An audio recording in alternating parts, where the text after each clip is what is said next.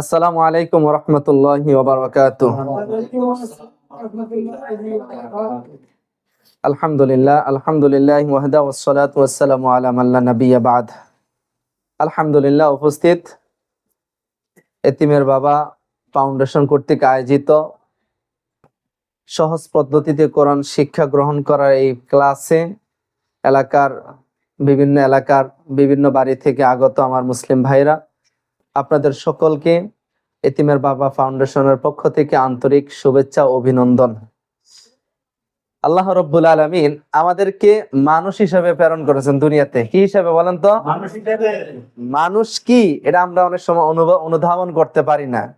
আল্লাহ তাআলা 18,000 মাখলুকাত সৃষ্টি করছেন। আমরা কয়টা মাখলুকাত চিনি? এই জমিনে কয় ধরনের মাখলুকাত আছে?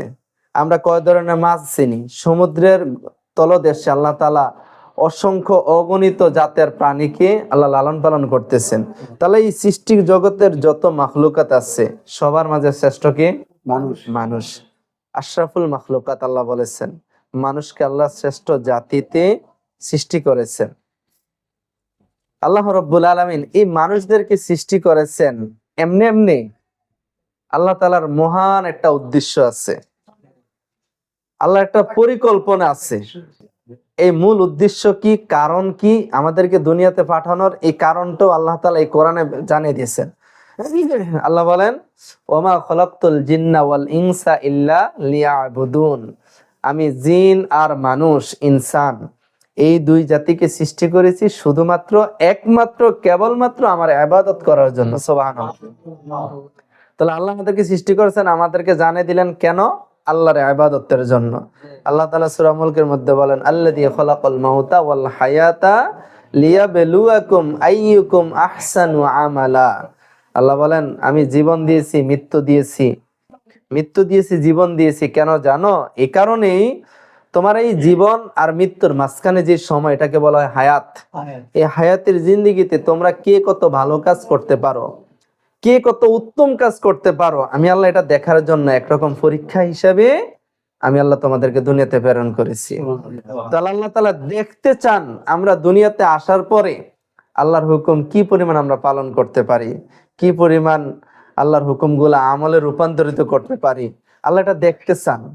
তো আল্লাহ তাআলা আমাদেরকে পাঠাইছেন ইবাদতের জন্য। আর এই ইবাদত কয়েক রকমের আছে। নামাজ, বিশেষ করে নামাজ ফরজ, রোজা ফরজ, হজ করা ফরজ, যাকাত দেওয়া ফরজ, তারপরে পর্দা করা ফরজ। এরকম ফরজ অনেক ইবাদত আছে। কিন্তু দৈনিক আমাদের সামনে যে ফরজ ইবাদতটা বারবার আসে, ওই ইবাদতটার নাম কি বলেন তো? নামাজ। মাশাআল্লাহ, আমার এই ভাই বলছে। শাহজাহান ভাইকে অসংখ্য ধন্যবাদ। দৈনিক প্রতি মুহূর্তে আমাদের সামনে আল্লাহ তাআলার মহান একটা হুকুম, ফরজ, যে ইবাদতটা ঘুরে ঘুরে আসে, ওটা হলো কি? নামাজ। রোজা মাত্র বছরে একবার আসে, হজ জীবনে একবার আসে, ঠিক কিনা? যাকাত প্রতি বছরে একবার আসে। কিন্তু দৈনিক আমার কাছে 5 বার আসে আল্লাহর ফরজ বিধান, সেটা হচ্ছে কি? নামাজ। এই নামাজ আলহামদুলিল্লাহ আমরা অনেকে পড়ি, অনেকে 5 ওয়াক্তে পড়ি, আবার অনেকে আছি 3 ওয়াক্ত পড়ি, কেউ আছি 2 ওয়াক্ত পড়ি। কি বলেন, এরকম না?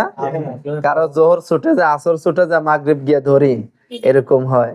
আসলে বাবারা, ভাইরা, নামাজ এই জন্য আসে নাই। নামাজ এক ওয়াক্ত ধরবো আর এক ওয়াক্ত ছাড়বো, এটার জন্য আসছে? এটার জন্য আসে না। আল্লাহু আকবার। এক ওয়াক্ত নামাজ বান্দা যদি ইচ্ছা করে ছেড়ে দেয়, তাহলে 80 হব্বা এই সমপরিমাণ সে জাহান্নামের মধ্যে জ্বলতে হবে, যার কোনো সীমা নাই। এক ওয়াক্ত নামাজেরই যদি শাস্তি হয়, জীবনে কত ওয়াক্ত নামাজ ছেড়ে দিচ্ছি হেলায় খেলায়, তার হিসাব কি? এরপরে আরো বড় ধরনের আফসোসের বিষয় হলো, সেটা হচ্ছে কি, এই নামাজ যায় পড়তে আসি, নামাজটা কিভাবে পড়লে যে কবুল হবে এটাই আমরা অনেকে জানি না। যায় পড়তে আসলাম, জোহর পড়লাম না, আসর পড়লাম না, মাগরিবে আসলাম। এখন মাগরিব নামাজটা পড়তে আইসো, আমি নামাজের নিয়ম কানুন জানলাম না। যেমন নামাজের মধ্যে কিছু কাজ আছে ফরজ, যেটা ইচ্ছায় হোক অনিচ্ছায় হোক ছেড়ে দিলে কি হবে?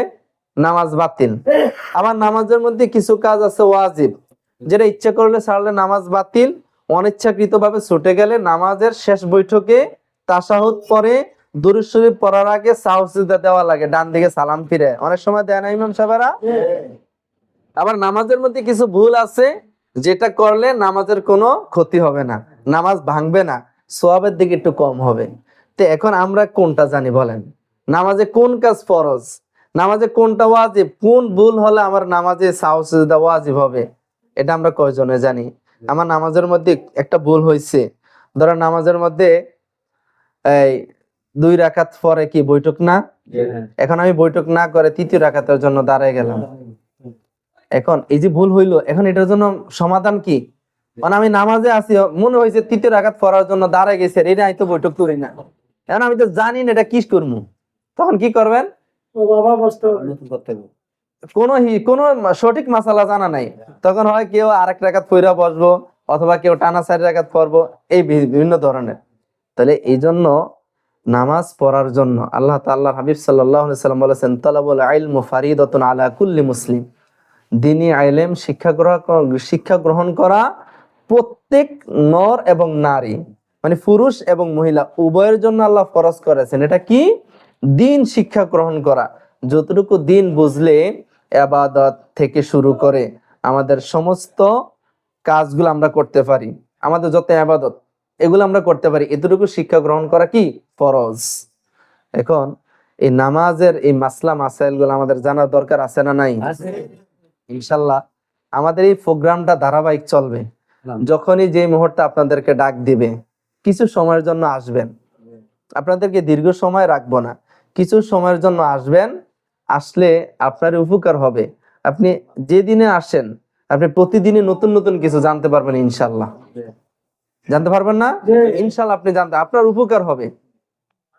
আর আপনি যখন এই অনুষ্ঠানে আসেন, মনে করতেছেন এটা কাউসার ভাই এতিমের বাবা ফাউন্ডেশনের পক্ষ থেকে আয়োজন করতেছে একটা কোরআন শিক্ষা, এটাকে আপনি যদি শুধু এইভাবে নেন না, কিন্তু আপনি এই ক্লাসের ছাত্র হওয়ার কারণে, অংশগ্রহণ করার কারণে আপনার মর্যাদা আল্লাহর কাছে কতটুকু জানেন? আচ্ছা, আমরা ছাত্র বলতে কি বুঝি বলেন তো? কিছু বুঝি না। না না, ছাত্র বলতে কাদেরকে বুঝি? যারা মাদ্রাসায় লেখাপড়া করে, এদেরকে কি বলি আমরা? ছাত্র।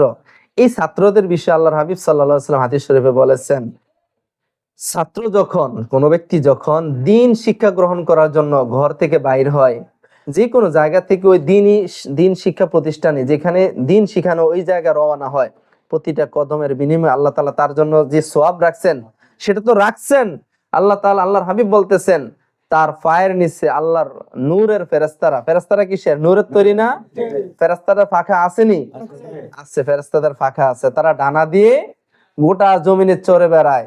আল্লাহর হাবিব বলেন, ফেরেশতারা তাদের নূরের পাখাগুলা ওই ছাত্রের জন্য বিছিয়ে দেয়। সুবহানাল্লাহ। ছাত্র তখন এই নূরের ফেরেশতাদের পাখার উপরে দিয়ে, ডানার উপরে দিয়ে হেঁটে হেঁটে দ্বীন শিখার জন্য আসে। এখন এই ছাত্র মানে শুধু কালাসত তালিমুল কোরআন নুনের মাদ্রাসার ছাত্র না, নেসরাবাদের ছাত্র না।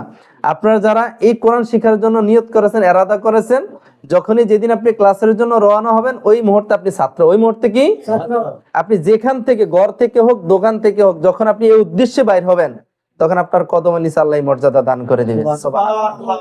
আর আল্লাহর হাবিব অন্য হাদিসে বলেছেন, দ্বীন শিক্ষা গ্রহণ করা অবস্থায় কোন ব্যক্তির যদি ইন্তেকাল হয়, তলেবুল আলেম, তলেবুল আজিজ, ছাত্রের মর্যাদার কারণে আল্লাহ তাআলা তাকে মাফ করে দিবেন। এক ব্যক্তি জীবনভর অনেক পাপ করেছে, একদিন সে দ্বীনের নসিহত শোনার পরে চিন্তা করলো আমার তো তওবা করা উচিত। তো তওবা তো নিজে নিজে করব, ঠিক আছে, অমুক জায়গায় একজন বুজুর্গ ব্যক্তি আছে, তিনার কাছে যাই, আমি তার কাছে গিয়ে তওবা করব, আল্লাহ হয়তো আমাকে মাফ করে দিবেন। তিনি এই নিয়ত করে যখন ওই আল্লাহওয়ালা ব্যক্তির কাছে রওনা হলেন, ওনার কাছে পৌঁছার আগেই এই ব্যক্তির পথের মধ্যে মৃত্যু হয়ে গেছে। ইন্না লিল্লাহি ওয়া ইন্না ইলাইহি। এখন এই ব্যক্তি তো সারা জীবন পাপ করছে, এখন আল্লাহর পক্ষ থেকে 2 দল ফেরেশতা আইছে, এক দল হইছে জান্নাতি, আরেক দল হইছে কি জাহান্নামী। জাহান্নামী ফেরেশতা কইতে সারা জীবন পাপ করছে, তারে জাহান্নামে নিমু, এটা আমাদের লাশ।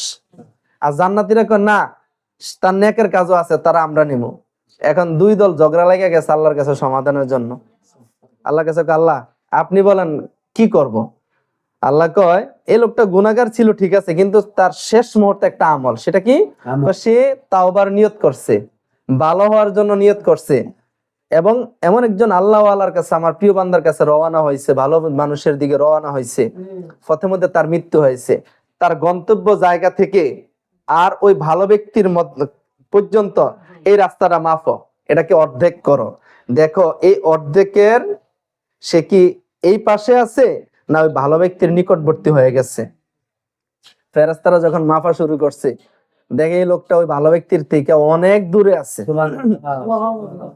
সে কি তার তার ওই আগের যে জায়গা ওর কাছাকাছি। আল্লাহ তাআলা জমিনকে বলছে, জমিন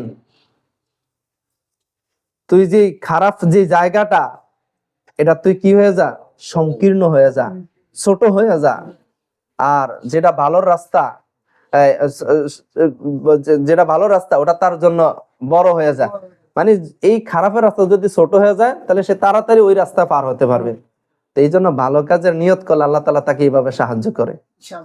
আপনারা যখন এই নিয়ত করেছেন, ইনশাআল্লাহ আল্লাহ তাআলা আপনাদেরকে সাহায্য করবে। তবে ভাই, প্রত্যেকটা ক্লাসে অংশগ্রহণ করার চেষ্টা করবেন, কারণ আজকে আমি যে পড়াটা পড়াবো, ধরেন আগামীকালকে আরেকটা পড়া পড়াবো। আপনি যখন আগামী ক্লাসে আসবেন না, পরে ক্লাসে আসলে এই পড়াটা আপনি পাবেন।